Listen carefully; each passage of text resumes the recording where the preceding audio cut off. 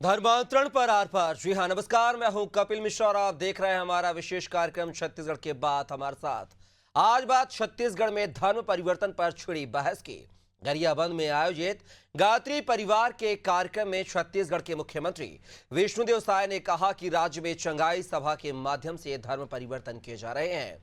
कई संस्थाएं और विधर्मी सनातन को कमजोर कर रहे हैं। आदिवासी हिंदू नहीं है, यह कहकर सनातन को देवी देवताओं से जनजातीय क्षेत्र के लोगों को दूर किया जा रहा है। सीएम साय ने कहा है कि सरगुजा संभाग में धर्मांतरण का काम जोरों से होता रहा है। यहां एशिया महाद्वीप का दूसरा सबसे बड़ा चर्च है।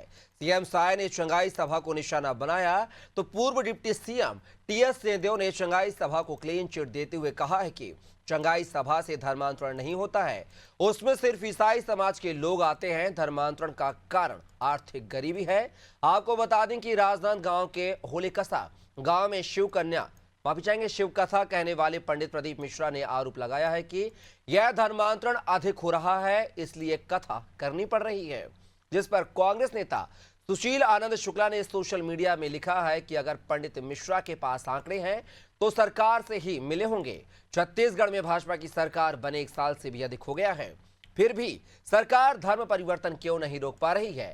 कांग्रेस का सवाल सियासी है, किंतु धर्म परिवर्तन पर रोक कैसे लगेगी यह जानना वक्त की जरूरत है। आज की चर्चा इन्हीं सवालों के इर्द गिर्द है, लेकिन सबसे पहले आपको कुछ प्रतिक्रियाएं सुनवाते हैं। हमारा आदिवासी समाज में कन्वर्सन कम हो गया है, बल्कि दूसरे समाज में बढ़ रहा है। जो समाज आदिवासी से थोड़ा समृद्ध है, पढ़े लिखे हैं, ऐसे वर्ग में आज धर्मांतरण ज्यादा हो रहा है। और कहीं न कहीं ये चंगाई उसका एक माध्यम बना है। लेकिन आज ऐसे कितने विधर्मी लोग लगे हुए हैं, कितनी संस्थाएं लगे हुए हैं जो देश को कमजोर करना चाहते हैं, जो सनातन को कमजोर करना चाहते हैं। और विशेषकर हमारे ट्राइबल क्षेत्र में, जनजातीय क्षेत्र में हमारे लोगों को बहकाने का काम चल रहा है। क्योंकि ईसाई समाज की मेरे ख्याल से मुख्यमंत्री जी ने बात की है, तो ईसाई समाज की प्रतिशत जनसंख्या देश में घटी है, हाल में घटी है। 2.4 के आसपास था, अभी 2.4 से कुछ कम हुई है। यहां धर्मांतरण और ना हो, उसके लिए सामाजिक स्तर पे, धार्मिक स्तर पे हमको गंभीरता से इस बात पे ध्यान देना चाहिए कि आखिर ये स्थिति आ क्यों रही।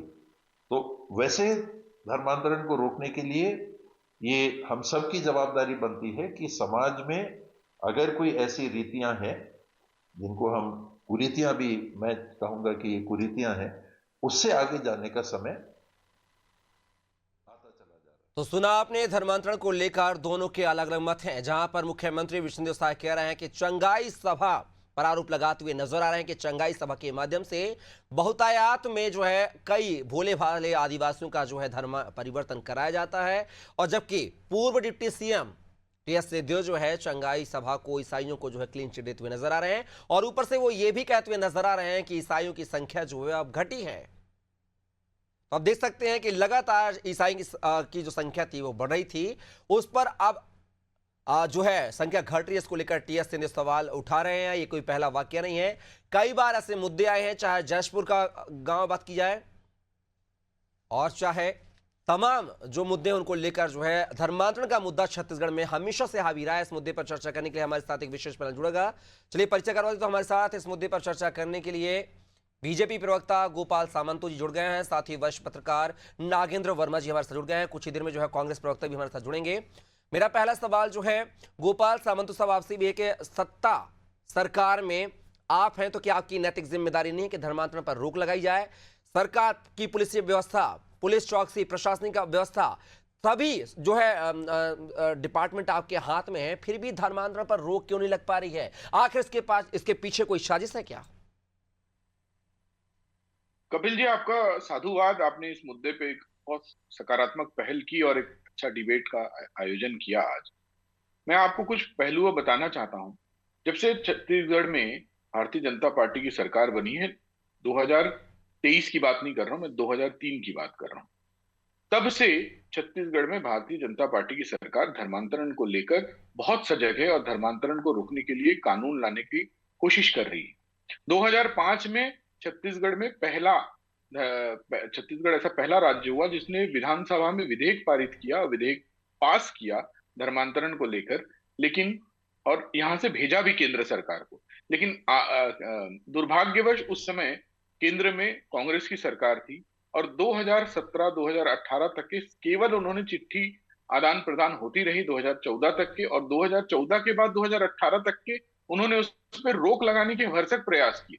सारी तरह से उन्होंने प्ली लगाए, एप्लीकेशंस लगाए और लगाने के बाद उनको रोकने की कोशिश की। फाइनली 2018 से 2023 तक की इनकी सरकार थी, और 2023 में जब भारतीय जनता पार्टी की सरकार है तो दोबारा इस ओर प्रयास शुरू हुआ है कि धर्मांतरण को लेकर एक स्पष्ट, एक कड़ा और एक निर्णायक कानून लाया जाए, और जो आपको मुझे लगता है कि अगले 6 महीने के अंदर इस प्रदेश में देखने को मिलेगा। एक जानकारी और देना चाहता हूं, मैं कांग्रेस की परिस्थिति क्लियर करना चाहता हूं आपके माध्यम से।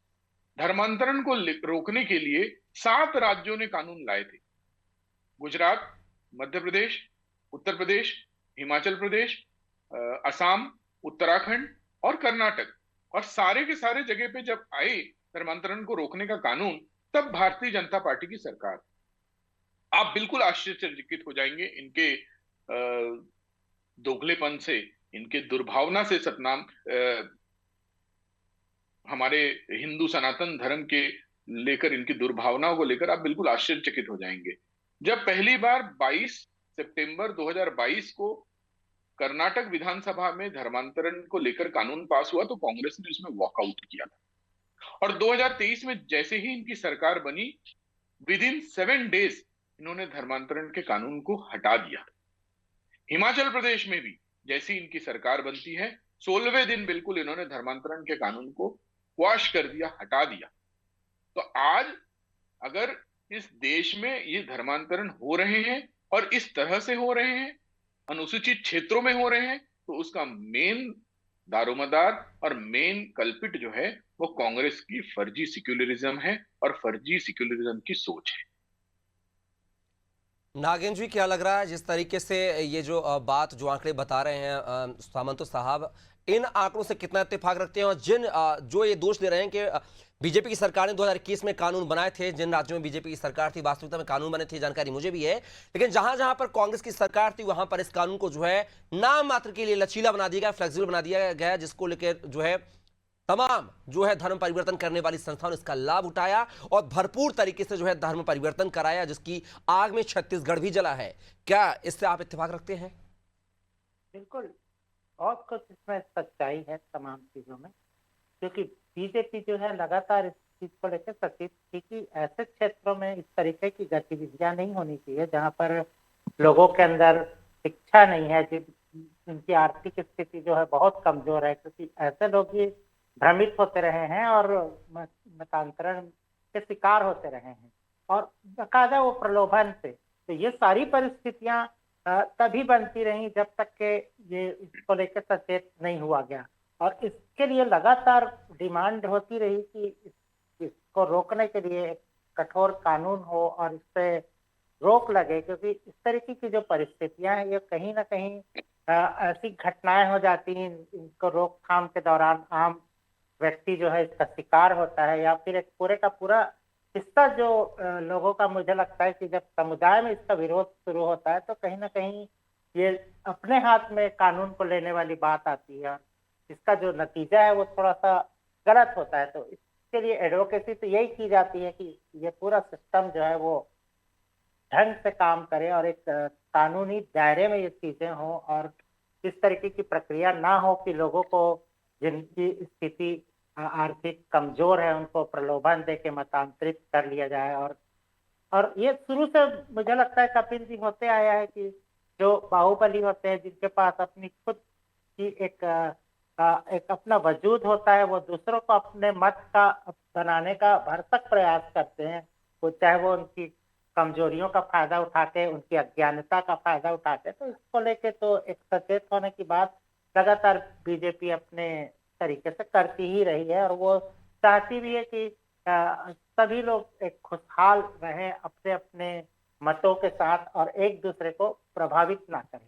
देखिए नागिन जी, कांग्रेस बार बार कह रही है कि धर्म परिवर्तन जो मुद्दा है वो कांग्रेस बीजेपी का नहीं है बल्कि एक गरीबी का मुद्दा है।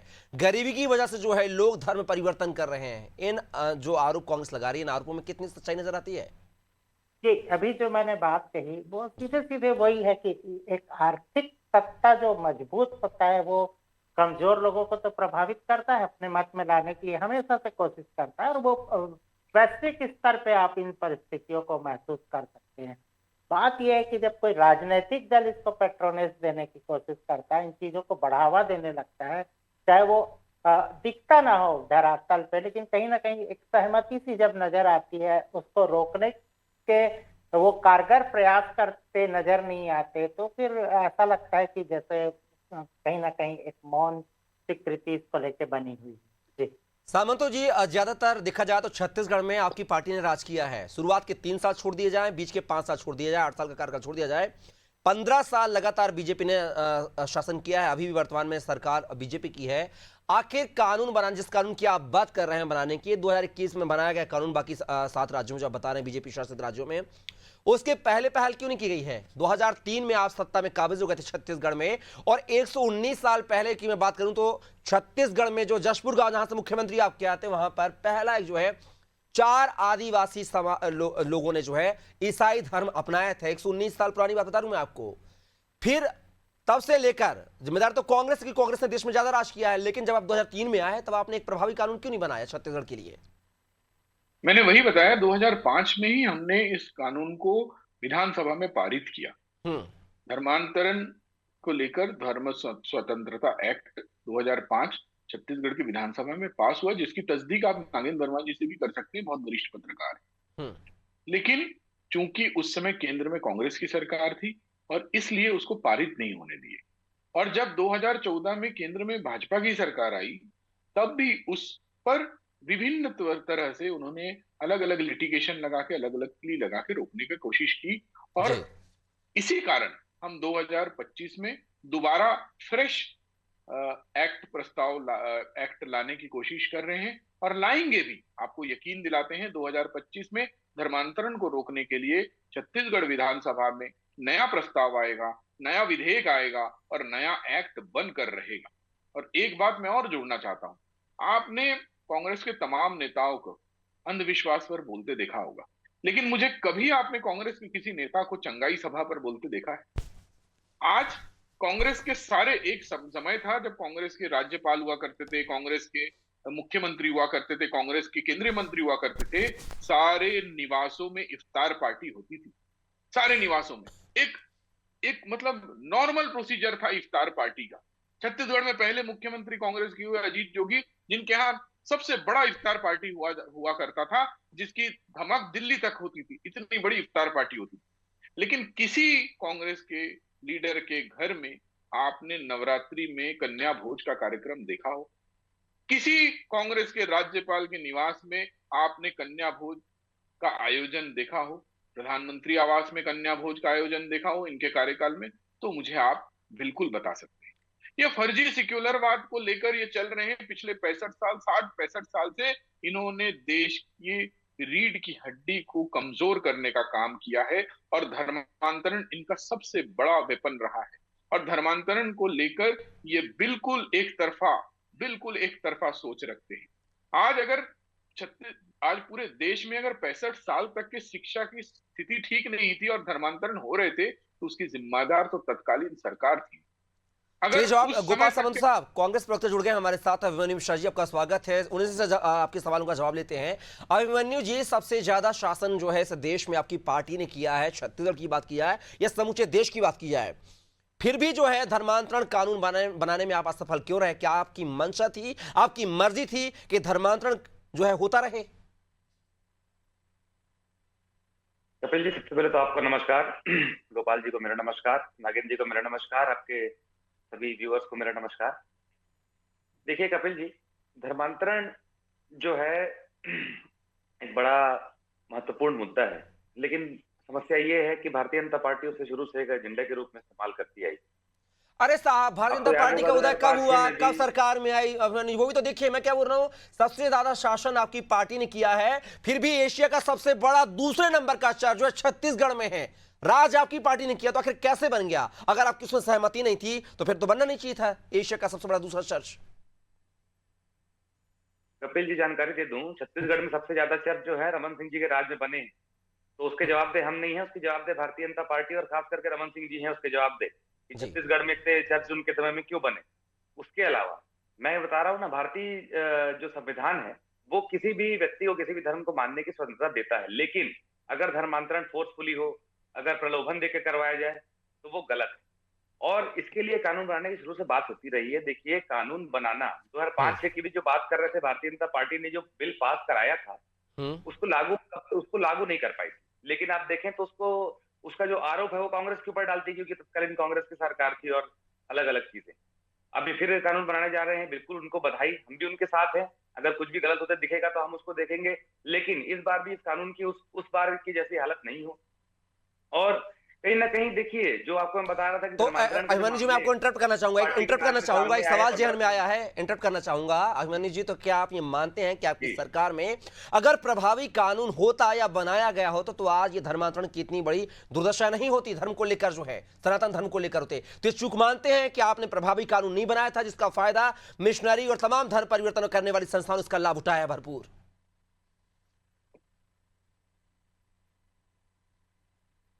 हेलो जी अभिमन्यु जी, एक बार और दोहराएंगे? मैं ये बोल रहा हूं, तो आप ये चूक मानते हैं कि आपके सत्ता शासन में एक प्रभावी धर्मांतरण का कानून नहीं था, जिसका फायदा मिशनरी ने और तमाम जो धर्म परिवर्तन कराने वाली संस्थाएं उन्होंने भरपूर जो है बिना किसी डर भय के जो है धर्म परिवर्तन कराने में कोई गुरेज नहीं किया छत्तीसगढ़ में? ये मानते हैं कि चूक रही है कांग्रेस की? कपिल जी, मैं सबसे पहले वही जो बताने जा रहा था अपने वक्तव्य की शुरुआत में ही, कि ये मुद्दा जो है बनाया जाता है। ये वैसी बात नहीं होती कि इतना बड़ा मुद्दा है जगह जगह। आज एक साल में छत्तीसगढ़ में भारतीय जनता पार्टी की सरकार है, कहां कहां उन्होंने कार्रवाई करके निकाल दिया कि हाँ यहाँ यहाँ ये मिशनरी जो है धर्मांतरण करवा रही हैं। श्वेत पत्र जारी नहीं कर पाए, बात करते थे श्वेत पत्र जारी करने का। तो ये सब बातें हैं, इसको मुद्दा केवल राजनीतिक ना बना करके इसमें ध्यान देना चाहिए कि असल में कैसे रोका जाए। हमने देखा बस्तर में हमने स्कूल खुलवाने का काम किया, मुख्य धारा से उनको जोड़ने का काम किया। आखिरकार कौन इन सब के मिशनरियों के चक्कर में आते हैं? जो सुदूर अंचल में रहने वाले आदिवासी लोग, जो पिछड़े लोग, यही लोग तो आते हैं। इनको अगर मुख्य धारा में जोड़ा जाए, इनको सरकार के साथ में रखा जाए, इनको सारी सुविधाएं योजनाओं की पहुंचती रहें, तो बिल्कुल कहीं ना कहीं। चलिए जवाब देते हैं गोपाल सामंत साहब। आप बड़ी बड़ी बातें करते हैं, ऐसा अभिमन्यु मिश्रा का कहना है। आप श्वेत पत्र लेकर नहीं आए, आपने जो है इस कानून को लेकर जो है बिल पास नहीं करा पाए, अब आप पास कराने की बात कर रहे हैं। सबसे ज्यादा चर्च जो है रमन सिंह की सरकार में बने, ये बड़े आरोप हैं गोपाल जी। कपिल जी, मुझे ये समझ में नहीं आता कि इतना गोलमोल जवाब क्यों? डिबेट है धर्मांतरण पे कानून का। सबसे पहले तो इनको जवाब देना चाहिए हिमाचल। और अगर आप इतने ही आपकी सोच अच्छी है तो जहां कानून बन गए थे वहां कानूनों को क्यों हटाया आपने आते साथ सरकार में? सबसे पहले तो आपको इस बात का जवाब देना चाहिए कि हिमाचल प्रदेश में 16वें दिन में और कर्नाटक में 7वें दिन में आपने हटा दिया, और जहां जहां आपकी सरकारें रही कहीं भी आपने धर्मांतरण पर कानून नहीं लाया। आज ये हालत थी कि बीरनपुर में 5-6 शादियां हुई गैर धर्मांतरण बिना हुए, और जिसकी शिकायत तत्कालीन गृह मंत्री, इनके गृह मंत्री ताम्रध्वज साहू के लेटर हेड से हुआ। आप धर्मांतरण के मुद्दे को आपने कभी सीरियसली लिया ही नहीं। कांग्रेस के, मैं तो वही बताया, किसी कांग्रेस के लीडर के मुंह से आप चंगाई सभा की लिए कोई बात गोपाल जी, लेकिन एक सवाल का जवाब दे दीजिए। गोपाल जी, मैं आपको इंटरप्ट कर रहा हूं, जवाब दे दीजिए। क्या जो अभिमन्यु मिश्रा ने बात कही कि सबसे ज्यादा चर्च जो है रमन सिंह की सरकार में बने हैं, क्या ये बात सच मान लूं? मैं आपसे जवाब ले रहा हूं। बहुत भ्रम फैलाने का कोशिश है। जो आपने जशपुर के चर्च की बात की, वो चर्च लगभग 72 साल पुरानी है, लगभग 72 साल पुरानी है। आप उसके इतिहास को जांच सकते हैं। और छत्तीसगढ़ में ना केवल जशपुर, मैं आपको बताता हूं, यहाँ पे एक मटकू द्वीप हुआ करता है। मटकू द्वीप में 15 दिवस का मेला लगता था, ईसाई मिशनरियों का मेला लगता था। बिल्कुल आप इस बात का नागेंद्र वर्मा जी से तस्दीक कर सकते हैं। अजीत जोगी के शासन में लाखों लोगों की भीड़ वहां इकट्ठा होती थी और 15 दिन तक के वहां धर्मांतरण का कार्यक्रम खुलेआम होता था। कभी इन्होंने रोकने का प्रयास नहीं किया। वो कुछ कहना चाह रहे हैं, वो कुछ कहना चाह रहे हैं आपके जवाब पे। अभिमन्यु जी क्या कहना चाह रहे हैं? 10 सेकंड में फिर मैं नागेंद्र जी का रुख करूंगा।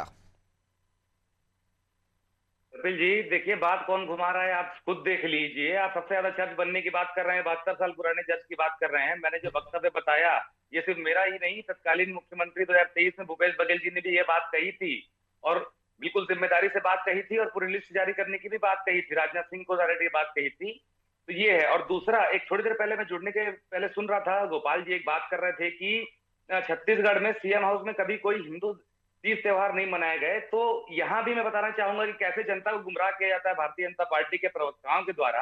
आप देखेंगे छत्तीसगढ़ में सीएम हाउस में सारे के सारे छत्तीसगढ़ी जो तीज त्योहार हैं जो मनने शुरू हुए 2018 के बाद मनने शुरू हुए, रमन सिंह जी कार्यकाल में तो छत्तीसगढ़ त्योहारों तक से तो उनको परहेज था। और तो ये वो बात यही करते तो कह रहे हैं कि जब से केंद्र में बीजेपी सरकार आई उसके पहले कुछ नहीं होता था, बाद में सब शुरू हुआ। वो वही तो कह रहे थे। उन्होंने कोई यूनिक बात नहीं की। उन्होंने ये कहा है कि जब केंद्र में मोदी की सरकार नहीं थी तब इफ्तार पार्टियां हुआ करती थी, कभी ऐसे आयोजन नहीं हुए, लेकिन अब जब मोदी जी कर रहे हैं तो उसको अपनाते हुए सब सनातनी अपने आप को बोल रहे हैं। वो ये बात को रख रहे थे मनीष जी। आपने शायद पूरी बात नहीं सुन की। चलिए मेरा एक सवाल है मनीष जी आपसे। गोपाल जी ने बड़े आरोप लगाए हैं कि कर्नाटक में और हिमाचल प्रदेश में, मनीष जी एक सवाल, समय कम है, कर्नाटक में और हिमाचल प्रदेश में आपकी सरकार बनते ही जो 2021 में बीजेपी ने कानून बनाए थे, जब तत्कालीन सरकार बीजेपी की थी, वो आपने 7 दिन में और 14 दिन में बदल दिए। क्यों बदले, जरा इसका जवाब दे दीजिए आप। देखिए, भारतीय जनता पार्टी कई चीजें राजनीतिक रूप से करती है। अब कुछ उन कानूनों में कुछ ना कुछ दिखा होगा, कुछ ऐसी गलती लगी होगी जो इन्होंने बनाया होगा, तो उसको बदला गया होगा। तो आपने तो पूरा फ्लेक्सिबल कर दिया ना साहब। जहां 14 साल का कारावास होता था वहां आपने 1 से 5 साल का कारावास कर दिया। जहां पे 14 लाख की सजा होती, 10 लाख का जुर्माना होता था, वहां पर आपने 1 से 5 हजार का जुर्माना कर दिया। तो फ्लेक्सिबल तो कानून आपने किया ना अभिमन्यु जी। अगर आप कठोर करते, अगर 10 साल की सजा को आप आजीवन करार कर देते, तो चलिए बदलाव मैं मानता कि अच्छा बदलाव हुआ है। कानून को कसावट लाना, उसमें फ्लेक्सिबल लाना, ये क्या बहुत चीजों का ध्यान देना होता है जी। मैं बोल रहा हूं कानून में अगर सुधार किया था तो उसको कसावट लाते ना आप, उसको फ्लेक्सिबल क्यों किया आपने? जो कानून बना था उसमें और बड़ा प्रावधान करते तो मैं आपको भी दाद देता कि चलो आपने अच्छा काम किया है।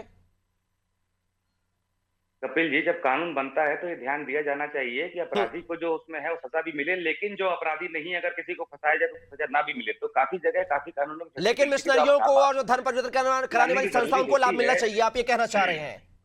लाभ कौन लेता है साहब? कराने वाली चलिए गोपाल सामंत जी कुछ कह रहे हैं। मनीष जी 10 सेकंड, गोपाल जी 10 सेकंड, गोपाल जी मैं 10 सेकंड गोपाल जी, मैं 10 सेकंड में एक सवाल पूछना चाहता हूं। अगर जी गोपाल जी पूछिए जी। मैं कानून में अगर खामी थी हिमाचल प्रदेश और कर्नाटक में, आप अमेंडमेंट ला सकते हो। आप अमेंडमेंट की जगह आपने पूरे कानून को हटा दिया, आपने कानून को सिरे से खारिज कर दिया। आपको अगर कानून में कोई खामी थी तो अमेंडमेंट लाके उसमें बदलाव ला सकते थे। और जब ये 22 सितंबर 2022 में ये कानून लाया जा रहा था तो कांग्रेस ने वॉकआउट किया था। आप एक बार चेक कर लीजिए। अगर अब अभिमन्यु जी क्या कहेंगे?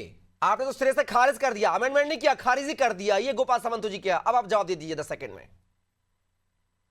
देखिए, कई योजनाएं सरकारें आती हैं, पुरानी सरकारों के नियम कानून चेंज होते हैं, बदलते हैं, और विरोध करने की बात इन्होंने तो कंप्यूटर से लेके हर चीज का, इंफॉर्मेशन टेक्नोलॉजी तक का विरोध किया। तो बैलगाड़ी से संसद घेरी, तो वो बात अलग है, बात को वहां मत ले जाएं। बात यह है जो आज छत्तीसगढ़ कानून की बात हो रही है सर, स्थिति है वहां पे क्या भारतीय जनता पार्टी क्या करना चाहती है? 1 साल से अभी क्या कर रही है? जो हमारे ऊपर 5 साल में आरोप लगाए, उसमें से 1 साल में किन किन को पकड़ लिया? धर्मांतरण का आरोप लगाया, रोहिंग्या तब तो कानून बना रही है ना, अब कानून बन रहा है, क्या है परेशान हो रहे हैं? बनता है कानून। 1968 का कानून आपने कांग्रेस के द्वारा कपिल जी 2006 से कानून बन रहा है, किसी को जेल होने का प्रावधान नहीं है, जिसमें पेनल्टी का प्रावधान नहीं है, जिसमें धर्मांतरण रोकने का प्रावधान नहीं है, जिसमें धर्मांतरण क्रिमिनल नहीं है, जिसमें धर्मांतरण को लेकर कोई स्पष्ट नीति नहीं है। ये 1968 का कानून किसने लाया था? 1968 में किसकी सरकार थी? और 1968 में क्या आप दो रहे हैं आपकी सरकार में? चलिए गोपाल जी और अभिमन्यु जी, समय का अभाव है, मैं दोनों को मेहमानों को रुकना चाहूंगा, सीधा रुक करूंगा 10 सेकंड के लिए। नागिन जी क्या माना जाए कि धर्म परिवर्तन जो सियासी घमासान और कहीं ना कहीं राजनीति का फायदे का मुद्दा भी होता है क्या धर्मांतरण, जिस तरीके से लोग इसको हवा देने की कोशिश करते हैं? ये सारी चर्चा में सब कुछ स्पष्ट हो गया, और जो दर्शक हैं वो सारी चीजों को समझने लगते हैं। पूरे के पूरे विषय को अगर आप देखें तो कहीं ना कहीं एक राजनीतिक जो निहित स्वार्थ है वो बहुत सारी चीजों को बदलता है, और ये इसका एक उदाहरण हम देख सकते हैं। प्रदेश में भी अगर आप देखें तो अगर ये राज्य छत्तीसगढ़ बनाने का उद्देश्य ही यही था, यहाँ के विकास की अवधारणा को लेकर, यहाँ के जो आदिवासी अंचल में जो जिस तरीके से प्रभाव बदला है, हम भारत देश की सीमाओं पे भी इन परिस्थितियों की तकलीफ को समझ पा रहे हैं, और अगर इस पे अगर ध्यान नहीं दिया जाए तो पूरे का पूरा सिनेरियो चेंज हो जाएगा, और हम जो दावे करते हैं वो सारे के सारे झूठे हो जाएंगे। तो मुझे लगता है इस विषय पे बहुत संजीदगी रहनी चाहिए। सबको अधिकार है अपने धर्म को मानने का, लेकिन किसी के ऊपर थोपने का नहीं। जी चलिए नागिन जी, समय का अभाव है, क्षमा चाहूंगा। आप तीनों मेहमान हमारे चर्चा के हिस्सा बने। नागिन जी आप, साथी मुनि जी आप, साथी गोपाल जी आपका बहुत बहुत शुक्रिया, धन्यवाद इस चर्चा के हिस्सा बनने के लिए। तो देखना होगा कि धर्मांतरण को लेकर जो आर पार की लड़ाई सत्ता और विपक्ष में चल रही है, ये कहां तक रंग लाएगी। हाल ही में निकाय चुनाव है, त्रिस्तरीय पंचायत चुनाव भी हैं। क्या इन चुनाव के मद्देनजर जो है ये जो धर्मांतरण का सिगुफा निकलकर बाहर आया, इसका फायदा जो नफा नुकसान किस पार्टी को होगा? क्या वास्तविकता में बीजेपी जो सरकार है, विष्णुदेव साय की सरकार, क्या वास्तविकता में धर्मांतरण पर लगाम लगाने के लिए कानून ला पाएगी, उस कानून को पास भी करा पाएगी? ये सभी पहलू देखना होंगे। फिलहाल के लिए हमारी चर्चा में बस इतना ही। आप बने रहिए अनादि टीवी के साथ। नमस्कार।